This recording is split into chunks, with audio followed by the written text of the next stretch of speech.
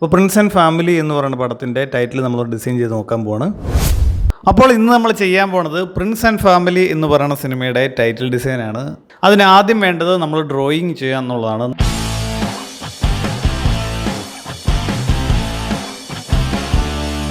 Prince and ഫാമിലിയുടെ title എന്ന് പറയുന്ന ഒരു ഫോണ്ടൊന്നുമല്ല, അത് ഡ്രോ ചെയ്തിരിക്കുന്നതാണ്. അപ്പോൾ അത് നമുക്ക് നേരെ ഡ്രോ ചെയ്തിട്ട് സ്കാൻ ചെയ്യുക. സ്കാൻ ചെയ്തതിന് ശേഷം ഇല്ലുസ്ട്രേറ്റർ എന്ന് പറയുന്ന സോഫ്റ്റ്വെയറിലോട്ട് കൊണ്ടുവരിക.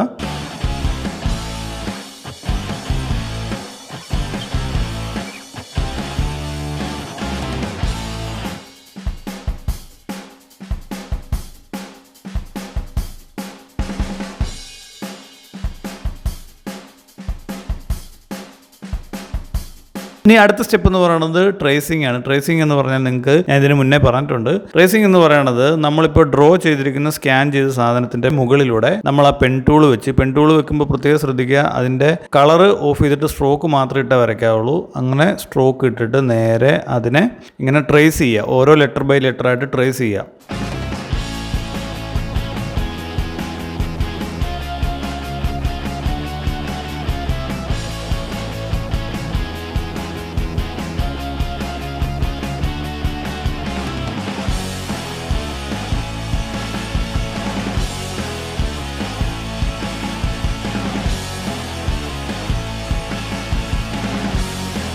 ഇനി അടുത്ത സ്റ്റെപ്പ് എന്ന് പറഞ്ഞാൽ ബാക്ക്ഗ്രൗണ്ട് നമുക്കൊന്ന് ഡാർക്ക് ആക്കാം.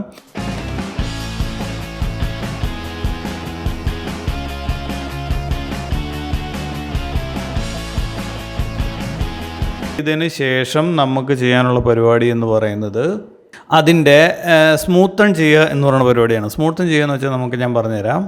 നമ്മളിപ്പോൾ പ്രിൻസ് എന്ന് എഴുതിയേക്കുന്ന ഈ പറഞ്ഞ ടൈറ്റിലിനെ നമുക്ക് ഒന്ന് സ്മൂത്തൺ ടൂൾ ഉപയോഗിച്ചുകൊണ്ട് നമുക്കൊന്ന് സ്മൂത്ത് ചെയ്തെടുക്കാം. അതിൻ്റെ ആവശ്യം എന്ന് പറയുന്നത് ഇപ്പോൾ കണ്ടോ, നമ്മൾ ആ പെൻ ടൂൾ വെച്ച് വരച്ച് പിന്നെ അതിൻ്റെ ആ കർവിങ് ഒന്നും ഷേപ്പല്ല, അതിൻ്റെ ആ കർവിങ് ഒന്നും സ്മൂത്തായിട്ടല്ല ഇരിക്കുന്നത്.